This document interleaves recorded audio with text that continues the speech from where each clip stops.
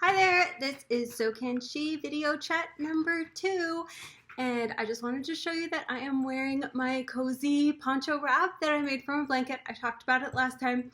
I do love it because I live in Florida. The weather is not as cold probably as where you live, but we haven't turned on our heat yet, so it's kind of chilly in the house, and I feel fine if I wear this wrap.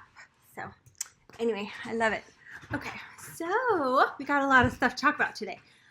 First of all, I worked really hard yesterday and I finished the first version of our U-Pick tutorial, the wallet.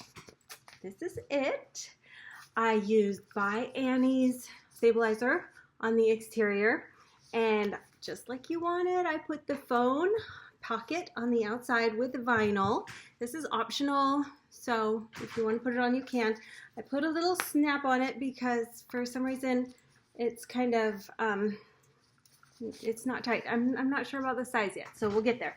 Anyway, one cool thing is that you can still use your phone. Talking might be kind of muffled, but I can still use my phone under the vinyl, and so I really like that. Now, this is the iPhone 10, and you see how it fits nicely width-wise, but length-wise, it's the wallet might be a little bit too big. Why don't you give me some feedback in the comments? Let me know what you think. Of course, I want lots of feedback. So the inside, this is how the inside turned out. We've got a little billfold here and a zipper for coins and receipts, whatever you like. And then on the other side, we have got 8 pockets and a billfold here too. I think I covered all the bases here with this. I bound it with bias binding, and I have an easy binding method to show you. My only concern is it might be too big. Oh, like you wanted, I have here a little tab and snap closure because some of you did not want the snaps on the inside of the purse, which I get, that's good. And a lot of you wanted 2 tabs so that you could use it crossbody back style, and that will be fine too.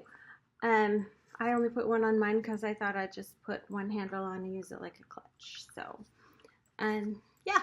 Give me your feedback, what you think. I think that it's great. It's good to go. I can make the next one and develop the pattern. My only main concern really is that it's too big. So is this too big? Should I make it smaller? What do you think? Anyway, next thing up is the giveaway this week. I'm so excited. I'm giving away copies of both my books. So here is Crafty Little Things to Sew. And the other one I did a few years before that with my friend Sarah Marcos, and it's called Just For You. And it's also, it's a beautiful book, and it's things you can make for yourself, like tote bags and skirts and tops. And yeah.